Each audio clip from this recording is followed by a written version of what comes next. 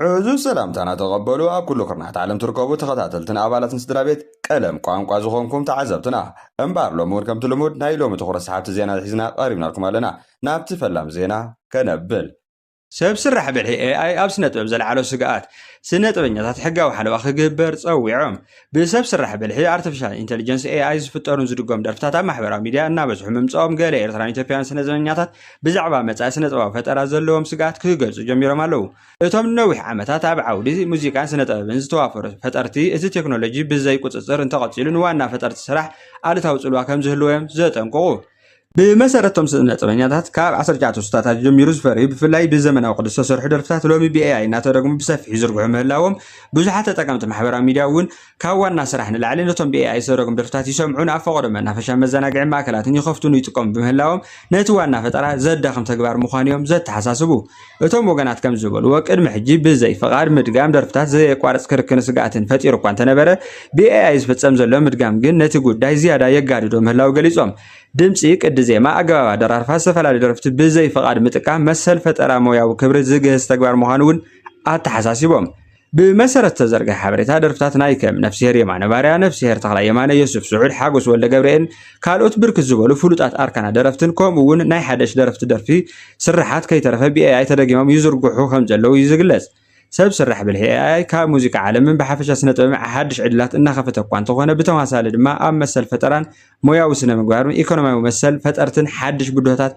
يختل كم زلوون يتحساسبو لو أبوزعت هاجرات دمس ويقد سبات بي AI بزوي زغونه فقاد متقام بحق كمي كم زقو عزر كم زقبع كركري كادالو أبي أرترا يخونه بإثيوبياون إذا قداي النعبي مزغير مسل سنة زمنياتات زحلون عطاء ما AI زقو عزر قلت زغونه حقه وسرعات كله أقداس خوني قبع كساب حججن إزوم كستات بفولي وقعوا حقه وسنة ويدما مرمرة زي تقورلن بمغانم كم سقاتن ريتون جلس نطبنياتات تراي كوينوم يقصوا اليوم زلو ممهر يونيفرس أكسوم كان منقد توسيدو نام مسلطن ماخل كم توسده ቤተሰቡ ገሊጾም ኣብ ዩኒቨርሲቲ ኣክሱም ኮሌጅ ቢዝነስ ኢኮኖሚክስ ክፍሊ ትምህርቲ ማናጅመንት ኮይኑን ልዕሊ 9 ዓመታት ዘገልገለ መምህር ጸጋይ ጋይም ዝተባህለ ግለሰብ ካብ ህዝባዊ መጓዓዝያ ተወሲዱ ናብ መሰልጠን ማእከል ከም ዝተወስደ ናይ ቀረባ ቤተሰቡ ገሊጾም بمسارة تزرق حبرتها اتفصام علة 10 سنة 2018 ዓመተ ምህረት ተፈጺሙ መምህር ጸጋይ ስድሩኡን ምብጻሕና ወረዳ ኣሕሳኣ ኣብ ዝጓዓዘሉ ዝነበረ እዋን ብመሰረት ገለጻ ቤተሰቡ በሓይልታት ጸጥታ ትግራይ ኣካብ መኪና ህዝቢ ወሪዱ ናብ መሰልጠን ማእከል ከም ዝተወሰደ ተሓቢር ዘሎ መምህር ጸጋይ ጋይም ቀዳማይ ዲግሪ ካብ ዩኒቨርሲቲ ኣክሱም ካልኣይ ዲግሪ ካብ ዩኒቨርሲቲ መቐለ ዝረኸበ ኮይኑ ንነዊሕ እዋን ኣብ ዓውዲ መምህርና ዘገልገለ መምህር ናይ ዩኒቨርሲቲ ኣክሱም ምዃኑ ዝፍለጥ ቤተሰቡ ከም ዝገለጾ ካብታ ዕለት ጀሚሩ ስልክ ሞባይል ተዓጺቡ ምጽንሑ ኣብ ከቢድ ሻቁሎት ከም ዝነበሩ እዮም ገሊጾም ድሕሪ ብዙሕ ምድላይን መንግልታዕን ግን ኣብ ሰግሊ መሰልጠኒ ማእከል ከም ዝርከብ ስልጠና ይወስድ ከም ዘሎን ከም ዝረጋገጹ ሓቢሮም እቲ ፍጻመ ሓደ ነዊሕ ዓመታት ልዑል ትምህርቲ ዘገልገለ ኣብ ህዝባዊ መጓዓዝያ ተወሲዱ ናብ መሰልጠኒ ማእከል ምውሳዱ ካብ መንጎ ቤተሰቡ ፈተውትን መሳርሕቱን ሓሊፉ ኣብ ማሕበረሰብን መላእ ህዝቢ ትግራይን ዓብ ሻቁሎትን ስጋኣትን ፈጢሩ ከም ዘሎ ድማ ተፈሊጡ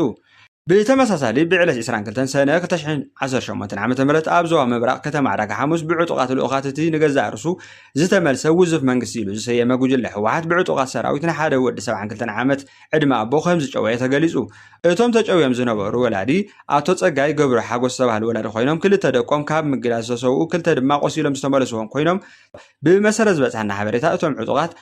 ነቶም ኣቦ ዝጨወይሉ ምክንያት ኣብ ማሕበራዊ ሚድያ ሰላም ኢና እንደሊ ኩናት እንደልን ዝብል ሓሳብ ስለ ዘንጸባርቑን ስለ ዝተዘረቡ ምዃኑ ተፈሊጡ ዘሎ እዚ ተግባር እዚ ንነጻነት ምግላጽ ሓሳብን መሃብ ዝጻብቕ ኮይኑ ኣብ ልዕሊ ኣረጋውያን ስድራ ስዋዕ ዝፍጸም ዘሎ ከቢድ በደል ብምዃኑ ህጹጽ ፍታሕ ክወሃቦም እቶም ወላዲ ብህጹጽ ክልቀቑን ጠለባት ብብዝሒ ድሕሪ መቕራቦም ብዝሒ ጸቕጢ ድሕሪ ምግባሮም ብዋሕስ ካርታ ናይ ገዛ ከም ዝተፈትሐ እውን እቲ ዝረኸብናዮ ሓበሬታ ወሲኹ የረጋግጽ ኣብ ክልል ትግራይ ብዕጡቃት ኣብ ልዕሊ ኣብነት ተማሃሮ ቤተክርስትያን ክፍጸም ዘሎ ኣሰቃቂ ምእካብ ብዝምልከት ሓደ ናይ ሃይማኖት መምህር እግዚአብሔር ክፈርዶኩም ብምባል ጠንካራን ደፋርን መልእኽቲ ኣብ ቅድሚ ምእመናን ከስምዕ እውን ተራእዩ እዩ አቶ ጌታቸው ረዳ እቲ ብመከላከያ ኢትዮጵያ ዝወፀ መግለጺ ፈጠራይ ብምባል ነጺጉ ኣማኻራይ ጉዳያት ምብራቅ ኣፍሪካ ናይ ጠቅላይ ሚኒስትር ኢትዮጵያ ዝኾነ አቶ ጌታቸው ረዳ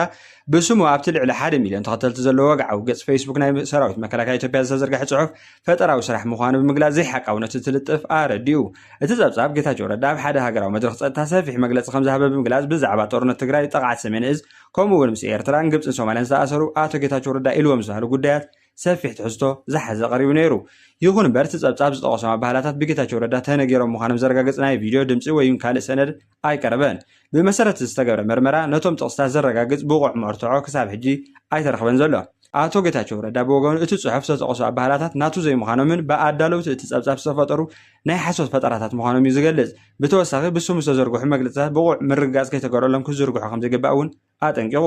እቲ ጉዳይ ኣብ ፖለቲካዊ ኣደባባይ ሰፊሕ ክትዕንዘተን ዘለዓለ ኮይኑ እቲ ጸብጻብ ዝሓዞም ከበድቲ ክስታት እውን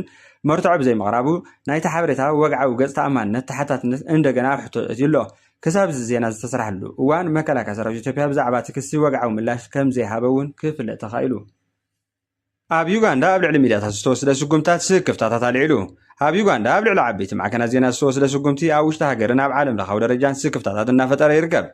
መራሒ ሰራዊት ዩጋንዳ ወዲ ፕሬዝደንት ዩወሪ ሙሴቬኒ ዝኾነ ጀነራል ሙሃዚ ካኒሩጋባ ኣብ ልዕሊ ገለ መደበራት ቴሌቪዥን ራድዮ ጣብያታትን ጋዜጣታትን ዝወሰደ ስጉምቲ ትእዛዝ ከም ዝሃበ ተሓቢሩ ብመሰረት ተወፀ ሓበሬታ ጋዜጣ ዴይሊ ሞኒተር ኣብ ዋና ቤት ጽሕፈቱን ዕጡቓት ወታደራት ከም ዝኣተወ ገሊጹ ብተወሳኺ ናይ ቴሌቪዥን ጣብያታት ኤንቲቪ ዩጋንዳን ስፓርክ ቲቪን ካብ ካምፓላ ዝዘርግሕዎ ብግዲ ከም ዘቋረጻ እዩ ተገሊጹ እቲ ኣብ ምብራቕ ኣፍሪካ ዓቢ ተጽዕኖ ዘለዎ ኔሽን ሚድያ ግሩፕ ዝመሓደር ማዕከናት ዜና እውን ካብቶም ስጉምቲ ዝተወሰደሎም ትካላት ምዃኑ ይትሕበር ይኹን እምበር እቲ ውሳነ ብምንታይ ምኽንያት ከም ዝተወሰደ ዛጊት ብወግዒ ኣይተገልጸን ኣብ ማሕበራዊ ሚድያ ጀነራል ሙሃዚ ካኒሩጋባ ብነፃ ሚድያ ኣይንኣምንን ሚድያታት ብካድረታት ኣብያትን ክምርሑ ኣለዎም ዝብል ትሕሶ ከም ዝለጠፈ እውን ይሕበር ተቃወምቲ ፖለቲከኛታትን ተሓለቕቲ ሰብኣዊ መሰላትን እዚ ስጉምቲ ነፃነት ፕረስ ኣብ ዩጋንዳ ዝያዳ ከም ዝጸብብ መርኣያ ምዃኑ ይገልጹ ብወገን መንግስቲ ግን ክሳብ ሕጂ ዝተዋሃበ ዝርዝር መብርሂ የለን ኣብ ዝኾነ ዲሞክራሲያዊ ስርዓት ነፃ ሚድያ ኣገዳሲ ተራ እዩ ዝፃወት ስለዚ ኣብ ልዕሊ ማዕከናት ዜና ዝውሰድ ገደብ ወይ ምዕፃው ኣብ ውሽጢ ፖለቲካውን ዓለም ለኻውን ዝምናታት ስክፍታ ከም ዘልዕል እዩ ዝግለጽ ዘሎ ይኹን ግን ኣብ ሃገር ኣፍሪካ ከምዚ ዓይነት ተመሳሳሊ ስጉምቲ ብቐጻሊ ክውሰድ ዝጸንሐ ምዃኑ እዩ ዝፍለጥ ኣብ ኤርትራ ኣብ መጀመርያ 2003 እተን ሽዑ ዝነበራ ከባቢ 7 ዝኾና ናይ ብሕቲ ጋዜጣትን ሚድያታትን ብተመሳሳሊ መንገዲ ምስ ተዓጽዋ ኣሰናዳተን ምስ ተሓየሩን ክሳብ ሎሚ ኣብታ ሃገር ብሕትውና ሚድያ ኣብ ኢድ መንግስቲ ጥራይ ወዲቑ ከም ዝርከብ እዩ ዝፍለጥ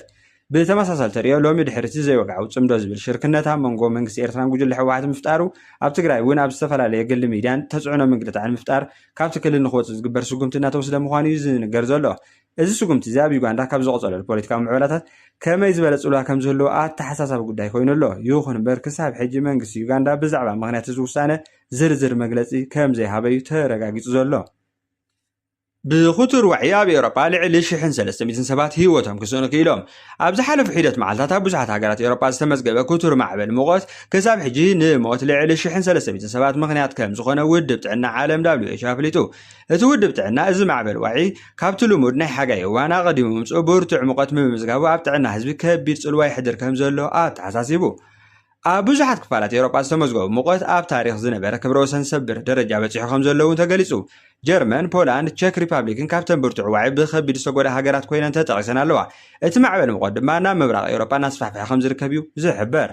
ዋና ዳይሬክተር ውድብ ጥዕና ዓለም ዝኾነ ዶክተር ቴድሮስ ኣድሓኖም ኣብ ዘቕረቦ መግለጺ ካብ 21 ሰነ ጀሚሩ ዝተመዝገበ ምውሳኽ ሞት ምስቲ ኣብ ኤውሮጳ ዘሎ ኩቱር ዋዕይ ብቐጥታ ዝተኣሰር ምዃኑ እውን ኣብሪሁ እቲ ዋዕይ ሰላሕታዊ ወቕታሊ ተባሂሉ ከም ዝፍለጥ ብምጥቃስ መብዛሕትኡ ኣባይቲ ኣብያተ ዕዮን ኣብያተ ትምህርትን ነቲ ዓይነት ኩቱር ሙቐት ክቋቋም ብዘይምኽኣሉ ብኸምኡ ዓይነት መንገዲ ከም ዘይተሃንጹ እውን ተገሊጹ ብተወሳኺ ሚኒስትር ጥዕና ፈረንሳ ካብ ዝሓለፈ ሰሙን ብረብዑ ክሳብ ሕጂ ካብ ትፅቢት ዝተገበረሉ ላዕሊ ናይ 1,000 ሰባት ተወሰኽቲ ሞት ተመዝጊቡ ኣሎ መብዛሕትኦም ዝሞቱ ድማ ዕድሜኦም 65 ዓመትን ካብኡ ንላዕልን ከም ዝኾኑ ኣረጋውያን ምዃኖም ተሓቢሩ ኣሎ እዚ ኣብ ኤውሮጳ ዝተረኣየ ኩቱር ዋዕይ ለውጢ ኣየር ዘምፅኦ ፈተናታት እናኸበደ መምፅኡ ዘርኢ ምልክት ሓደ ምዃኑ እዩ ሙቐት ካብ ልሙድ ደረጃ ኣዝዩ ምዝሓልፍ ብፍላይ ኣረጋውያን ሕሙማት ህፃናትን ኣብ ሓደጋ ዘውድቕ ሳዕብያን ከም ዘለዎ ድማ ዘርኢ እዩ ኢሎም ብተመሳሳሊ ሰፋሕቲ ከተማታት ኣብያተ መንበሪ ህንፃታት ብከምዚ ዓይነት ኩቱር ሙቐት ዘይተዳለዉ ምዃኖም እቲ ጉድኣት ዝያዳ የጋድዶ ኣሎ ስለዚ ሃገራት ኤውሮጳ ኣብ ምክልኻል ማዕበል ሙቐት ምምሕያሽ መሰረተ ልምዓትን ምድላው ስርዓተ ጥዕናን ዝያዳ ትኹረት ክገብራ ከም ዝግባእ ድማ ይግለጽ ኣሎ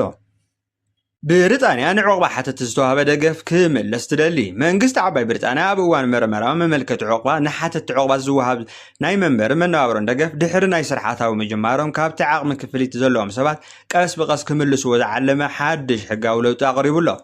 ብመሰረት እቲ ሓድሽ እማመ ኣብ እዋን ምጽባይ ውሳነ ዕቑባት ዝተጠቐምሉ ናይ መንበሪ ገዛን ካልእ ደገፍን ድሕሪ ስራሕ ምርካቦም እኹል ኣታዊ እንተሃልይዎም ወርሓዊ ክፍሊት ክመልሱ ክግደዱ እዮም ይብል ኣብ ገለ ኩነታት ዝምለስ መጠን ክሳብ 10,000 ፓውንድ ከበጽሕ ከም ዝኽእል ድማ ይተገሊጹ ዘሎ። እዚ ለውጢ ዕቑባ ዝተቐበሉ ጥራሕ ዘይኮነስ ኣብ ብሪጣንያ ብሕጊ ክሰርሑ ፍቓድ ዝተዋሃቦም ገለ ሓተት ዕቑባ እውን ይምልከት ምዃኑ እውን ተሓቢሩ ኣሎ።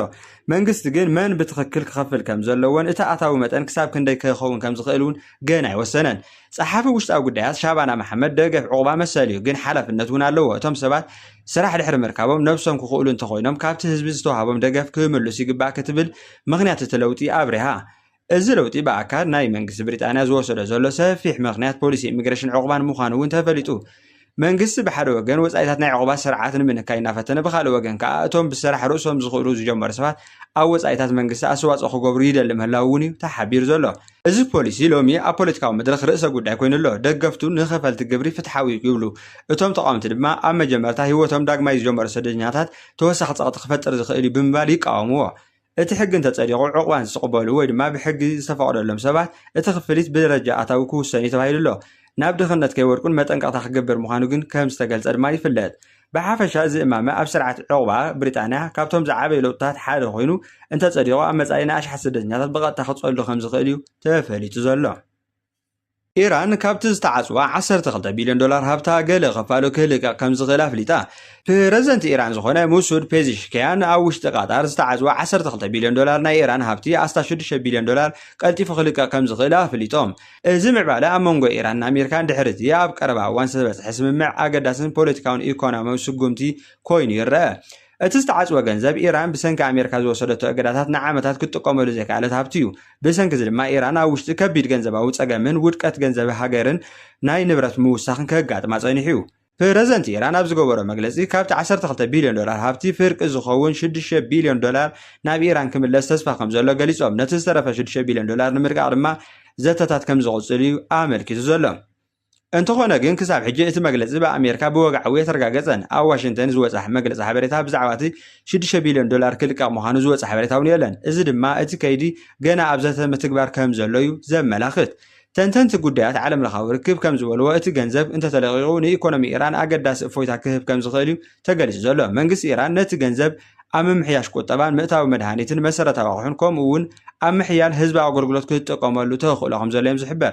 ብኻልእ ወገን ኣሜሪካ እቲ ገንዘብ ምልቃቕ ኣብ ኢራን ኣብ ስምምዕነቱ ዝተሰማምዐቶም ግዴታትን ምስ ዝፍጽሙ ጥራይ ክፍጸም ከም ዝኽእል ክኸውን ከም ዝኽእል እዩ ዝንገር ዘሎ። ስለዚ እቲ ኸይዲ ብደረጃታት ዝፍጸም ነገር ይክብሉ እውን ኣብሪሆም። ብሓፈሻ እዚ ምዕባለ ኣብ መንጎ ኢራንን ኣሜሪካን ዝህሉ ርክብ ናብ ዝሓሸ ኣንፈት ይቕጽል ዶ ወይስ ፖለቲካዊ ዘተ ጥራይ ኮይኑ ክተርፍ እዩ ዝብል ሕቶ ገና ክፉት ኮይኑ ይቐጽል ኣሎ። ንሎሚ ዝበልናዮም ምንጪ ዝውፅእ ሓበሬታና ዝኾኑ ዜናታት እዚኦም እዮም ነይሮም። ኣብ ቀጻሊ ብተመሳሳሊ ሓበሬታ ክሳብ ንራኸብ ሼር፣ ላይክ፣ ሳብስክራይብ ምግባር ኣይትረስዑ። ዘለኩም ርእቶ እውን ኣብ ኮሜንት ሴክሽን ኣቕምጡልና። ወደ ሓንኩም